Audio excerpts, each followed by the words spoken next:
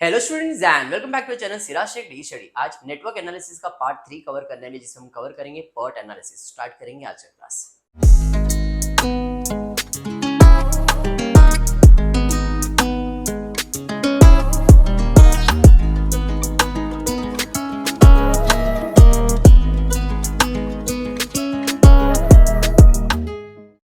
देखो, आज के क्लास के अंदर पर्ट का सब कंसेप्ट को मैंने कवर कर लिया है।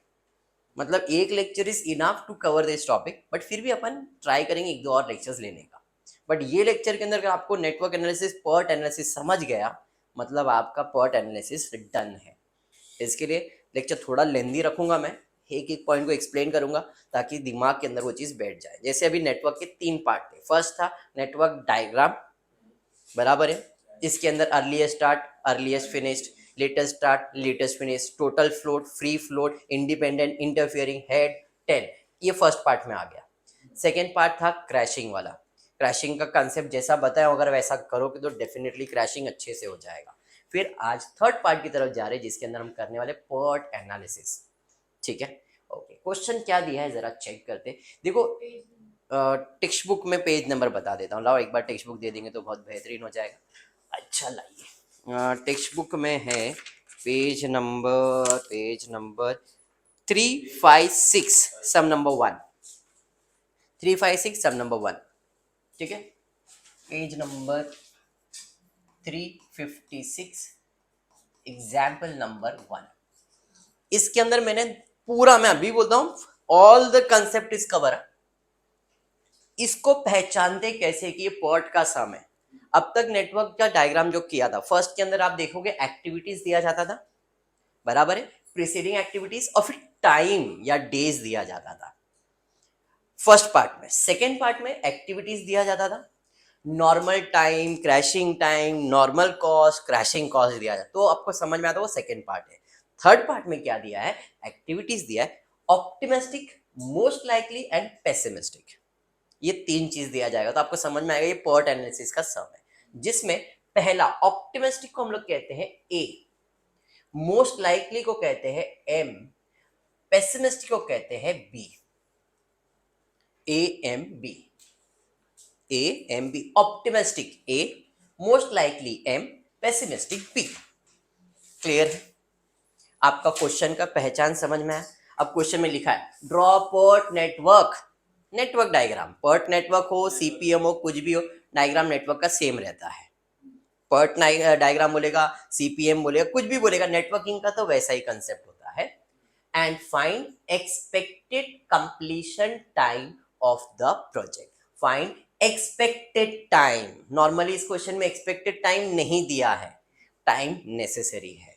तो सबसे पहला काम है आपको एक्सपेक्टेड टाइम फाइंड करना है, और टाइम फाइंड करने का फॉर्मूला है a plus 4 times of m plus b divided by 6। Formula है a plus 4m plus b divide by 6। Clear है? आपको a क्या है, m क्या है, b क्या है, मैंने तो एक्सप्लेन कर दिया है, बराबर। तो चलिए पहले तो एक्टिविटीज लिख लेता हूँ। एक्टिविटीज में क्या क्या है? a b c d e f and g, बराबर है। ओके, कोई नहीं बैठने दो उसको। अब एक्सपेक्टेड टाइम का formula a plus 4 times of m plus b। क्या मुझे a मालूम है? हाँ जी मालूम है। 2 plus 4 times of m, m कितना है? 5 प्लस b कितना है? 8 होल डिवाइडेड बाय 6। अरे समझा? तो 4 5 जा कितना हो गया? 20, 20 प्लस 10 30, 30 डिवाइड बाय 6 5 हो जाएगा। हाँ जी, समझा? फ्रैक्शन है तो फ्रैक्शन में भी चलेगा, कोई प्रॉब्लम नहीं आता है। नहीं, अगर फ्रैक्शन में आया तो फ्रैक्शन में रखो, आपके लिए इजी रहेगा। मैं अभी बोलता हूँ, इसमें fraction will be quite simple. पहला पार्ट क्लियर हुआ। अब वापस से ए एम बी मालूम है, एक्टिविटी बी के पास जाता है। एक्टिविटी बी में ऑप्टिमिस्टिक टाइम कितना है जी? 2 प्लस 4 टाइम्स ऑफ बी कितना है? 5 plus 14 whole divided by 6। 20 plus 14 34, 34 plus 2 36, यहाँ पे 36 डिवाइड बाय 6 6 हो जाएगा। समझ में आया? चलिए सी पार्ट पे जाते फटफट। अभी बोलो 4। अब मैं इधर 4 इंटू नहीं लिख रहा हूँ, डायरेक्टली कर रहा हूँ। 24 हो जाएगा प्लस 14 डिवाइडेड बाय 6। 24 कैसा है समझाना? मोस्ट लाइकली टाइम को मल्टीप्लाई बाय 4, सीधा सीधा इसको मल्टीप्लाई बाय 4 करना है आपको, और कुछ ज्यादा सोचना तो नहीं है। क्लियर हुआ? पक्का? बाकी सब जैसा है वैसे। चलिए अब टोटल कीजिए। 24 plus 14 will give you 38। 38 plus 4, 38 plus 4 42 हो जाएगा। तो 42 डिवाइडेड बाय 6 इज 7। हाँ जी, समझ में आ गया। चलिए नेक्स्ट डी पे फटफट बताते जाओ। बोलो क्या है?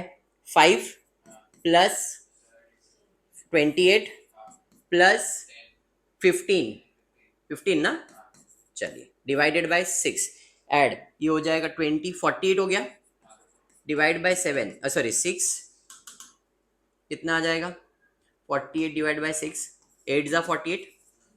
कैलकुलेटर नेक्स्ट बोल दो। चलो 2 बराबर ना, plus 12 plus 10 divide by 6। 14 plus 10 कितना हुआ? 24। 24 डिवाइड बाय 6, 4 जा 24। नेक्स्ट बोल दो 3 प्लस 12 प्लस 3 कितना आएगा? डिवाइड बाय 6, तो ये कितना हो गया? 15, 18। 18 divide by 6, 18 divided by 6 which is equal into 3। समझ में आ गया? लास्ट वन बताओ कितना है? 1 प्लस 8 प्लस 3 डिवाइड बाय 6 कितना हो गया? 12 डिवाइड बाय 6 इक्वल्स टू 2। यह आपका आ गया टाइम। जो नॉर्मल क्वेश्चन में एक्टिविटीज और टाइम दिया रहता था वो। उसके अलावा और एक चीज फाइंड करने का, वेरिएंस। नॉर्मली सब नहीं करते, कोई कोई करते। वेरिएंस सबका फाइंड करके रखो, नेसेसरी है, ताकि आगे सॉल्यूशन में हेल्प अच्छे से हो जाए। तो वेरिएंस का फॉर्मूला क्या है? b माइनस ए का स्क्वायर। Where is b? ये b है, ये a है, इनको माइनस करो और इनका स्क्वायर करो डिवाइड बाय 36। एक्चुअल में डिवाइड बाय 6 होता है, बट 6 का स्क्वायर ये होल स्क्वायर है, तो 6 का स्क्वायर मैंने पहले ही कर दिया है। तो 6 का स्क्वायर क्या था? इसका फॉर्मूला कुछ टीचर्स ऐसा भी लिखेंगे, b minus a upon 6 the whole square, ऐसा भी लिख सकते हैं। तो मैंने 6 का स्क्वायर ऑलरेडी 36 लिखा हुआ है। समझ में आ गया? आपके लिए सिंपल कर दिया है और कुछ भी नहीं। चलिए अब b आपको मालूम है? हाँ जी मालूम है। 8 माइनस 2 कितना हो जाएगा? 4 सॉरी 6। 6 का स्क्वायर कितना आएगा? 36 डिवाइड बाय 36 1 बराबर। अरे समझा? 8 में से 2 जाएगा तो 6 बचेगा। 6 का स्क्वायर करना है 36 डिवाइड बाय 36 1 हो गया। समझा? इधर आप फ्रैक्शन में रख सकते हो, कोई जरूरी नहीं है कि डिवाइड हो। अगर डिवाइड हो रहा तो ठीक है, नहीं हो रहा तो फ्रैक्शन में, है ना? नेक्स्ट पे जाओ, बताओ 14 माइनस 2 12। 12 का स्क्वायर 144 डिवाइड बाय 36। कैलकुलेटर नाम का प्राणी आपको अलाउड है, तो 144 डिवाइड बाय 36 करेंगे, कितना आ रहा है? 4। क्या बात है, 4 आ जाएगा, बढ़िया है। नेक्स्ट थर्ड पे जाओ, 14 माइनस 4 10। 10 का स्क्वायर हो जाएगा 100। 100 डिवाइड बाय 36। अब ये पॉइंट में आ जाएगा, मैं पॉइंट नहीं ले रहा हूं, मैं इसको वैसे ही का वैसे ही छोड़ रहा हूँ। ठीक है, नेक्स्ट पार्ट पे जाते हैं। 100 बाय 36 ही रहने दो इसको। ठीक है, नेक्स्ट फिर क्या है? 15 माइनस 5 10। 10 मतलब वापस से आएगा 100 डिवाइड बाय 36। 10 माइनस 2 8। 8 का स्क्वायर 64। 64 डिवाइड बाय 36, देखो पॉइंट आ रहा है, छोड़ दो। नेक्स्ट इधर आ जाते, 3 माइनस 3 0, तो ये तो 0 ही हो जाएगा। 0 का स्क्वायर 0 होता है, डिवाइड बाय 36 तो 0 ही होता है। 3 माइनस 1 2, 2 का स्क्वायर 4 डिवाइड बाय 36, फ्रैक्शन में आएगा 1/9 हो जाएगा, मतलब पॉइंट में आ रहा है, रहने दो। बात समझा ये? This was your first part of network analysis PERT के अंदर। कुछ भी नहीं करना है, इतना समझ गया तो अब हर सम में पर्ट एनालिसिस में expected time of variance find करना है। फर्स्ट पार्ट तो इजी है, अभी तक मैंने सॉल्यूशन स्टार्ट भी नहीं किया है, ये पार्ट ऑफ सॉल्यूशन ही है, बट एक्चुअल में पार्ट में क्या चाहिए उसके लिए आपने खाली वर्कआउट करके रख दिया है। ये वर्किंग नहीं, सॉल्यूशन में ही आएगा, सॉल्यूशन में ही आएगा। ठीक है, यहाँ तक पक्का। अब क्वेश्चन में पहला बोला है ड्रॉ पर्ट डायग्राम, मतलब एक्टिविटी ड्रॉ करना है। वन सिंगल बी सिंगल, तो वन सिंगल है और बी भी सिंगल है, तो डायग्राम कैसे बनेगा? वन सिंगल है, A is a single activity, B is a single activity, फिर जहां पे ए खत्म हो रहा है वहां पे सी, जहां पे, तो ये डायग्राम कैसे बनेगा बताओ जरा। चलो अब देख लेते कितना आपको आ गया डायग्राम ड्रॉ करने के लिए, बताओ। पहले वन लिखूं मैं, वन से ए, वन से बी, हाँ या नहीं? क्या वन टू डायग्राम ड्रॉ करेंगे? नहीं, it would be one activity. ये मेरा वन है, यहां से निकलेगा ए और यहां से निकलेगा बी, इंडिपेंडेंट निकल रहा है, हाँ या नहीं? तो ये मेरा एक्टिविटी वन यानी कि ए है, जिसको नंबर 2 कर दिया। ये मेरा एक्टिविटी 3 है, जिसको मैंने बी कर दिया। तो 1 से 2, 1 से 3, समझ में आ गया? ए और बी इंडिपेंडेंट है। जहां पे ए खत्म हुआ वहां से सी आएगा और डी आएगा। ए से 2 एक्टिविटी निकल रहा है और बी एंड सी का कॉम्बिनेशन क्या आ रहा है? ई। ध्यान से देखना, ये बी है, ए से सी आ रहा है, बी एंड सी का कॉम्बिनेशन भी बन रहा है। बी और सी के कॉम्बिनेशन से क्या बनने वाला है? ई। तो मैंने एग्जाम्पल यहाँ पे लिया डी और यहाँ पे लिया मैंने सी। ये मेरा कौन सा एक्टिविटी है? डी। ये मेरा कौन सा एक्टिविटी है? सी। अब बी और सी का कॉम्बिनेशन बनेगा, बन सकता है सर? ये बी और सी के तो बोला ही नहीं है, बी एंड सी का कॉम्बिनेशन बनने वाला है। तो थोड़ा सा सोच समझ के बोलना। मैं अगर मैं इसको कनेक्ट कर रहा हूं तो इसको कनेक्शन को नेमिंग क्या दूंगा मैं? तो याद करो, ऐसा कुछ हम लोग करते थे, डमी या कुछ। हाँ बोलना। अगर मैं 2 से 3 को कनेक्ट कर दिया तो 2 से 3 क्या बन जाएगा? ए से सी। ए से सी है ही नहीं ना। अगर मैंने इसको कनेक्ट किया ऐसा, तो इसको नेमिंग क्या दे दिया मैंने? सी। एंड बी एंड सी का कॉम्बिनेशन में क्या बन जाएगा? समझ में आ गया? आर्यन ने परफेक्ट आंसर दे दिया है, वेरी गुड आर्यन। देखो आर्यन ने क्या बोला? सर ए से डी है, ए से सी भी है, बट बी और सी कंबाइन होने वाला है। तो देखो इधर बी और सी कंबाइन हो गया, और बी और सी कंबाइन होगी क्या निकला? बी और सी कंबाइन होगी क्या निकला? तो ये एक्टिविटी कौन सा निकला? ई।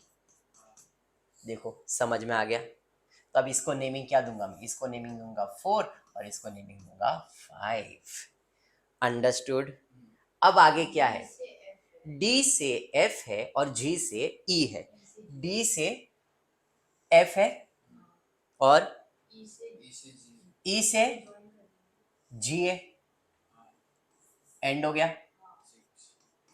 यहाँ पे 6, ये कौन सा है? डी से एफ है। समझ में आ रहा है डायग्राम की नहीं? यहाँ पे आ जाएगा एफ और यहाँ पे आ जाएगा जी। Diagram is complete. देख लो, नेटवर्क डायग्राम समझ में आया? ये सब पार्ट 1 के अंदर किया है आपने, हमने नेटवर्क डायग्राम क्लियर कर दिया।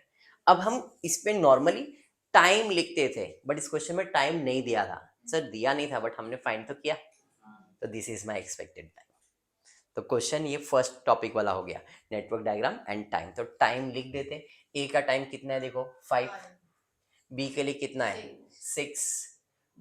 डी के लिए, सी के लिए 7, डी के लिए 8, ई के लिए 4, एफ के लिए, ई के बाद एफ के लिए 3 और जी के लिए 2।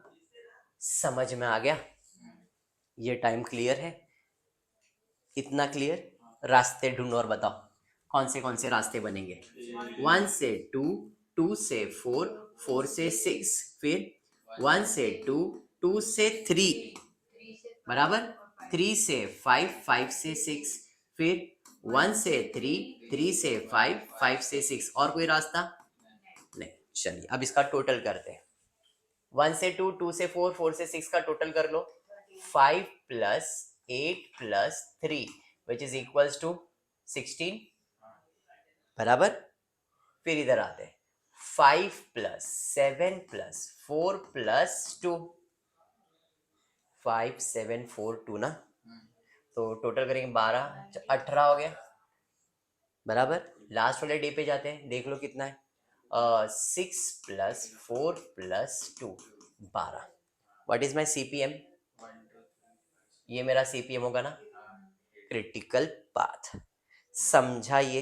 तो this is my critical path. ये वाला लाइन, ये वाला लाइन, ये वाला लाइन और ये वाला line, this is my critical path. इसमें कुछ भी डाउट? कुछ नया नहीं पढ़ा है अभी तक तो। नया में सिर्फ ये टेबल था, बाकी तो आप जैसा करते थे वैसे ही हुआ। हाँ पक्का, थोड़ा बहुत आपको समझा है? चलिए, अब जो क्रिटिकल पाथ है ना, क्रिटिकल पाथ कौन से रास्ते पे देखो, 1 2 मतलब ए ना, 1 2 मतलब ए को स्टार मार्क करो। फिर 2 3 किसके लिए? सी के लिए, भाई सी को स्टार मार्क करो।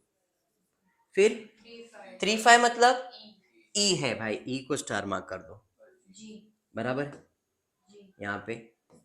और इसको स्टार मार्क करने का थोड़ा सा भी अभी चालू हो गया पर्ट एनालिसिस, अब तक तो पुराना खेल चल रहा था।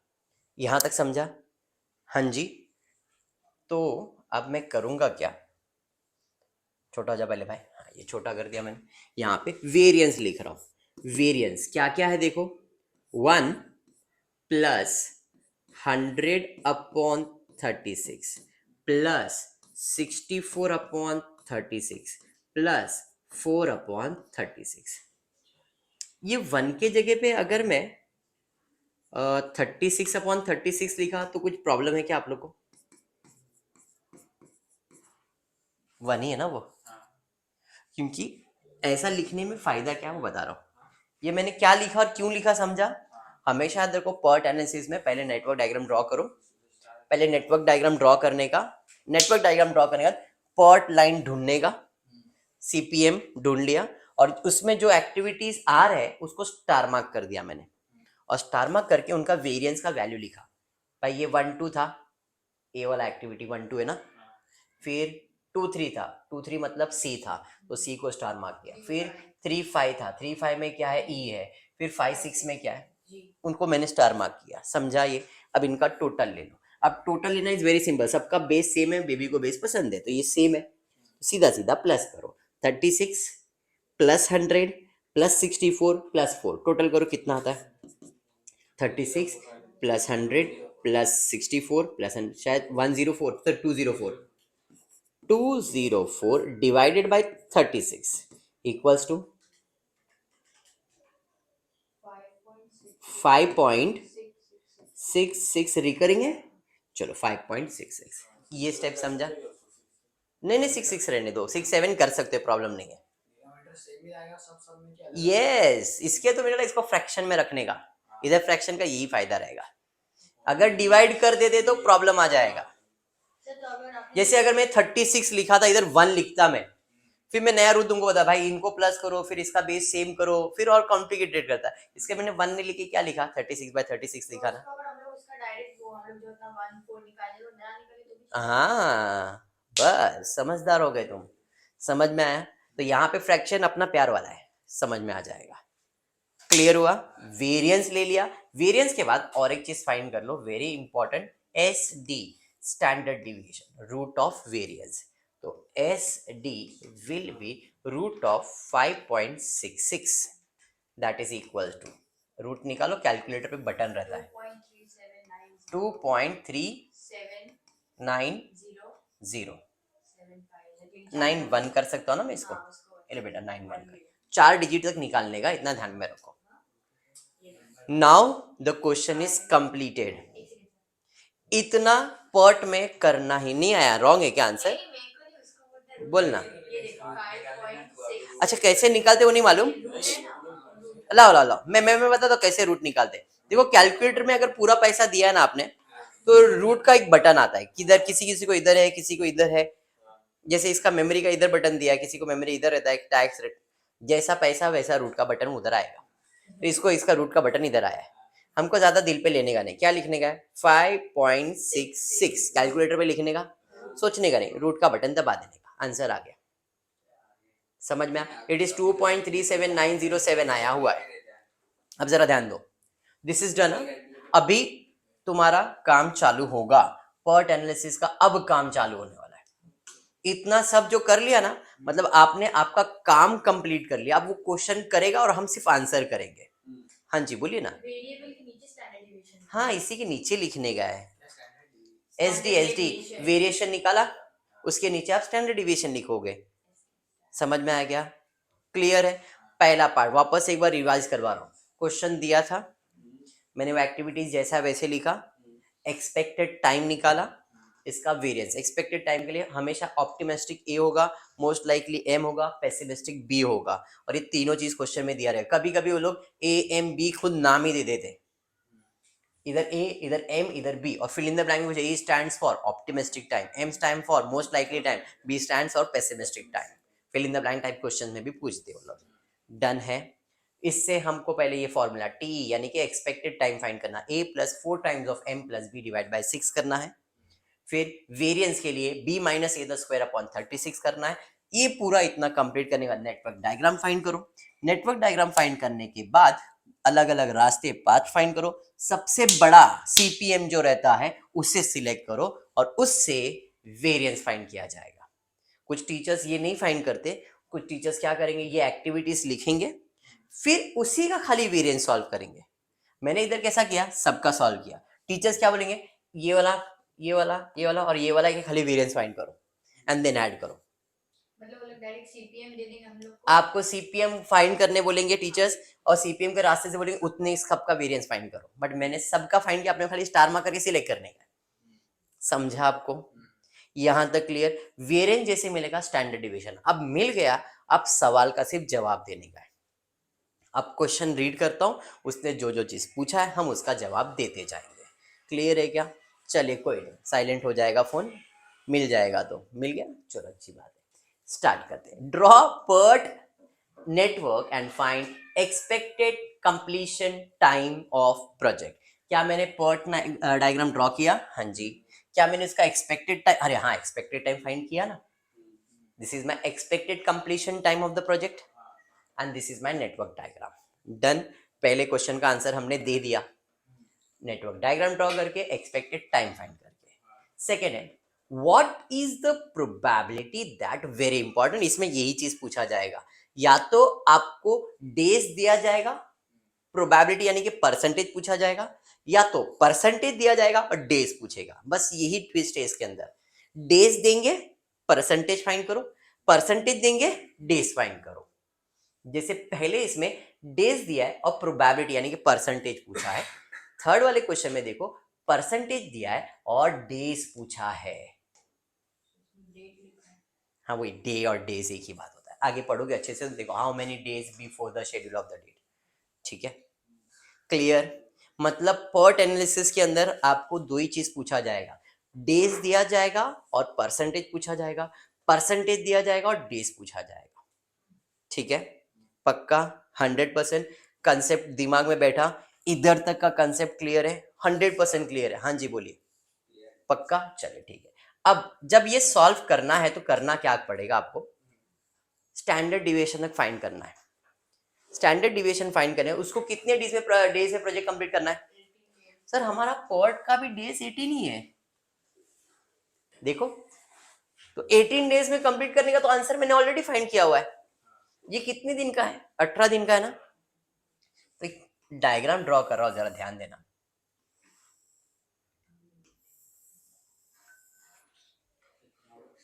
इकोनॉमिक्स आ गया ऐसा कुछ भी नहीं है।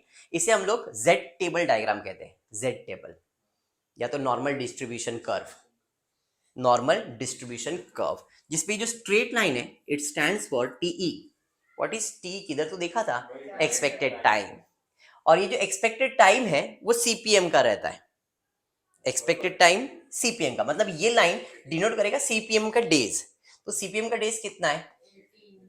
18 है।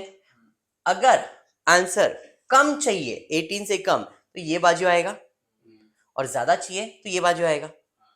हाँ जी बराबर है। मतलब मोर देन 18 डेज चाहिए तो हमारा जो जेड टेबल का आंसर है वो परसेंटेज इधर देगा, और अगर लेस देन चाहिए तो आंसर किधर देगा, इधर। तो ये जो स्ट्रेट लाइन है डिनोट करता है 50-50%।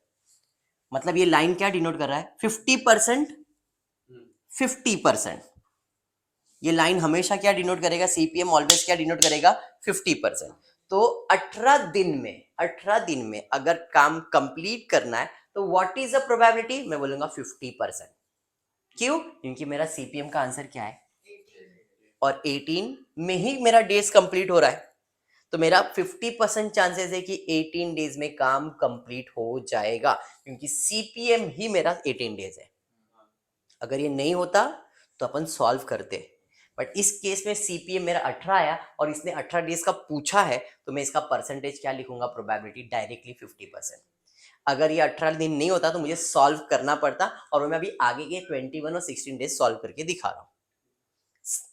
मेरा भाषा समझा मैंने क्या बोला है, वापस बोलूं, पक्का समझा सृष्टि। मैंने ये कहा अगर मेरा CPM is equivalent to required days, तो it will be always 50% answer. समझ में आया। बट अब देखो 21 डेज और 16 डेज अलग अलग हो गया। हाँ जी, तो इसके लिए मुझे फाइंड करना पड़ेगा वैल्यू ऑफ जेड। क्या फाइंड करना पड़ेगा, वैल्यू ऑफ जेड।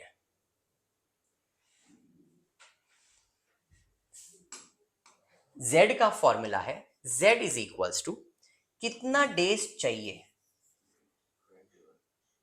बराबर है, minus CPM days upon standard deviation.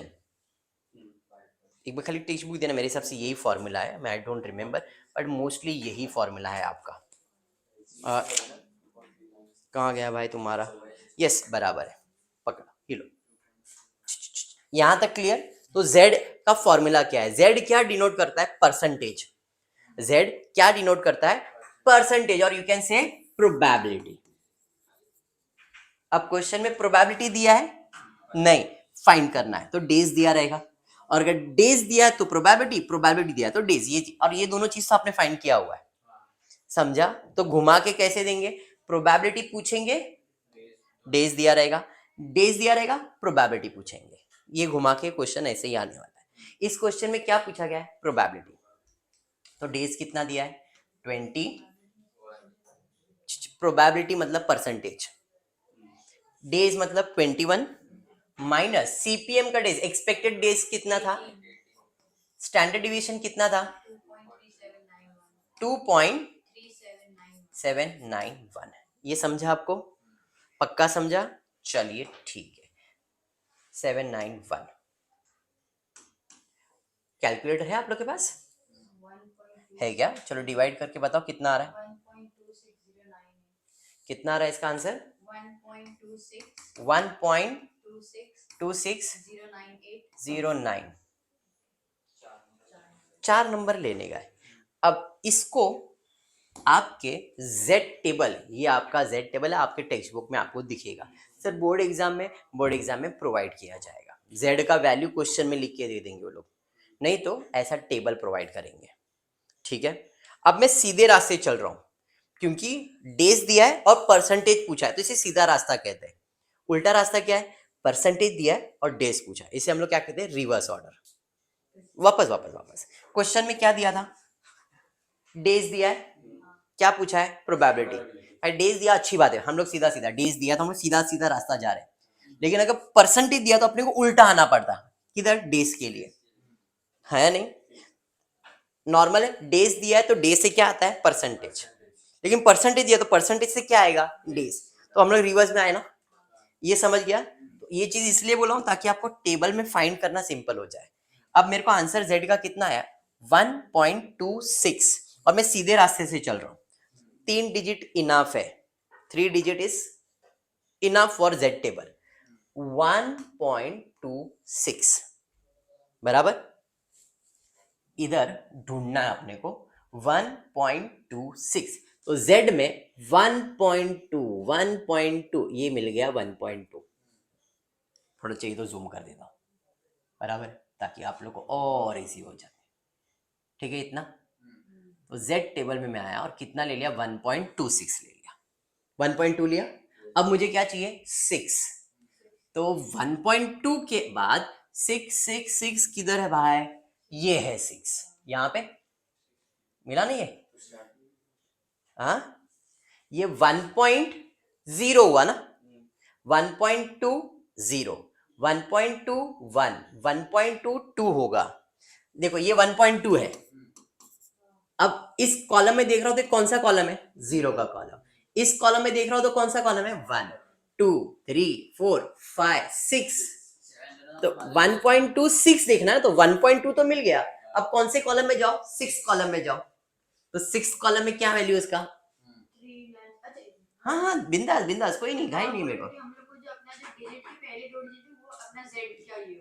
Yes, और जेड। जो थर्ड डिजिट है वो हम लोग का रो होगा। यस। और उसमें जो अपना जो सिंगल लाइन में जो वैल्यू आता है वो अपना आंसर। हाँ, अभी आंसर क्या आया? 3962। 3962। तो मैं बोलूंगा यहाँ पे ये इसका आंसर है प्रोबेबिलिटी विल बी 50। अभी कितना डेज बोला है? 21। मतलब 18 से ज्यादा ना, तो 18 कितना परसेंट है? 50%, मतलब 0.5। 50% मतलब 0.5 होता है, प्लस कितना आंसर आया भाई? 0.3962। 0.3962 मतलब 39%। 0.39 इंटू 100 करोगे तो 39.62% मिलेगा आपको। तो मैं अप्रॉक्स इसे लिख लेता हूं इसके अंदर 0.3962। जेड टेबल का वैल्यू ऐड किया। Therefore probability for 21 days will be 0.5 plus 0.3962 equals to 0.8962। 8962। Multiply अगर 100 कर दोगे तो ये आएगा 89.62%। हो गया सम। अब क्वेश्चन में परसेंटेज दिया रहता है तो अपन रिवर्स ऑर्डर में ऐसा जाएंगे और कहां तक पहुंचेंगे? डेज तक। ये समझा आपको? थोड़ा सा गया, बाउंसर जाएगा, मेरे को समझ गया मैं, बस कोई नहीं। तो इसका मतलब अपना आंसर जो है कितना परसेंट है? 80% तक है।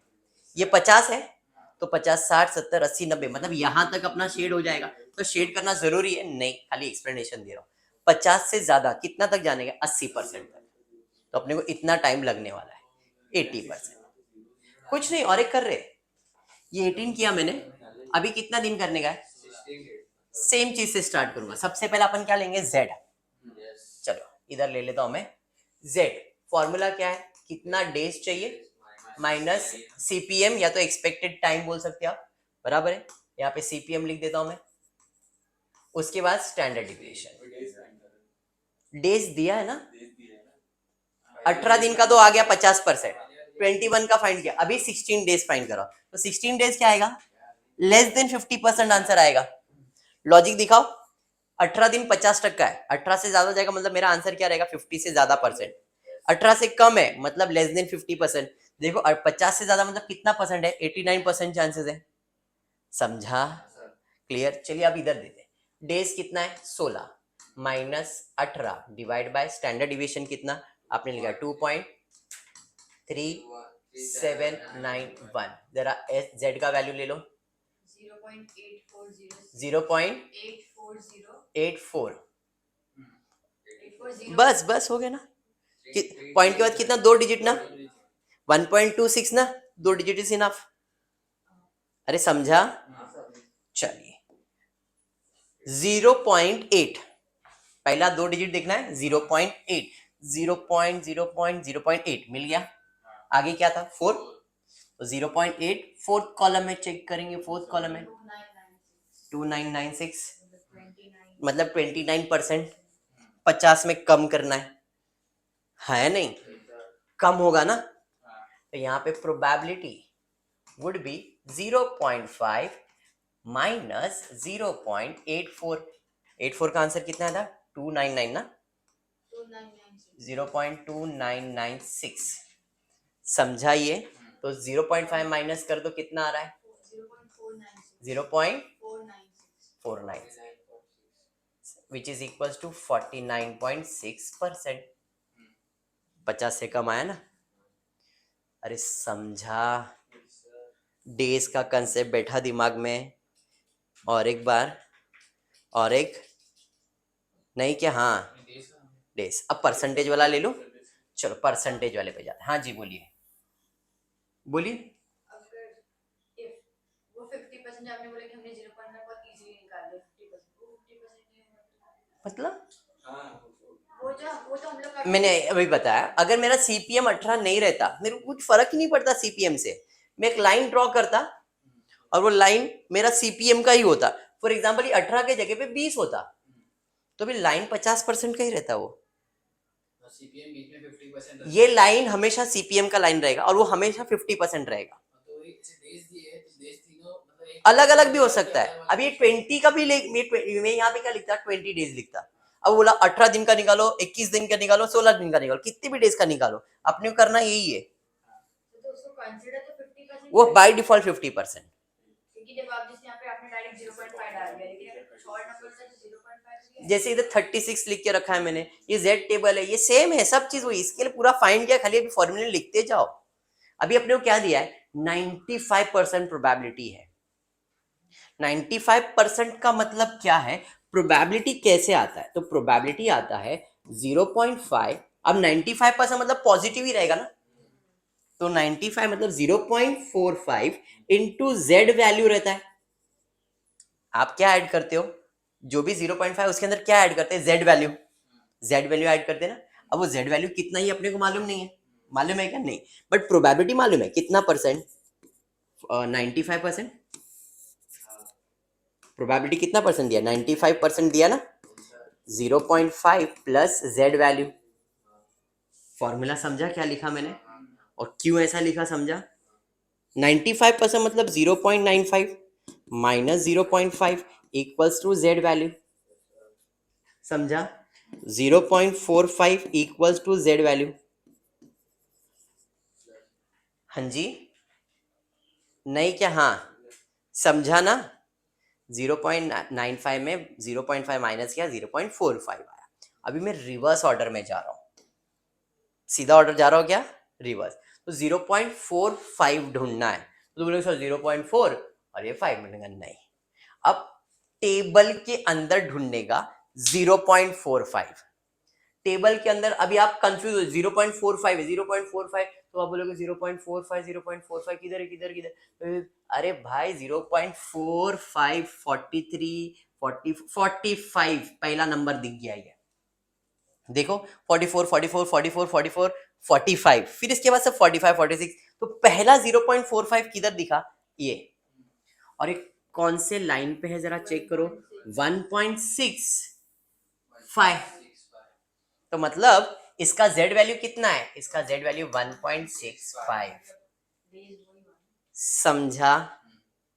मैंने यहाँ पे क्या किया, मैंने z वैल्यू फाइंड किया और z value is equivalent to how much, तो z वैल्यू इज इक्विवेलेंट 1.65, मतलब ये 0.45 का वैल्यू कितना है, 1.65 है। क्लियर हुआ। अब फॉर्मूला z का लिखूंगा, z is equals to due date minus CPM upon standard deviation. z value कितना है, 1.65, ड्यू डेट मालूम नहीं, CPM मालूम है 18, स्टैंडर्ड डिविएशन 2.3791, समझा, हाँ समझा। क्रॉस मल्टीप्लाई, इधर से इधर आएगा तो multiply, 1.65 into 2.3791 equals to due date minus 18। Clear, calculator पे सॉल्व हो जाएगा, कितना आ रहा है, 1.65 into 2.379 3.9255 equals to due date minus 18। नहीं नहीं बस हो गया, ऐसे 2 ही डिजिट का काम था, माइनस 18 इधर आएगा तो प्लस हो जाएगा, तो 18 plus 3.9255 equals to due date which is equals to 21.92, मतलब अप्रॉक्स 22 डेज बोल दूं मैं, 9 है ना,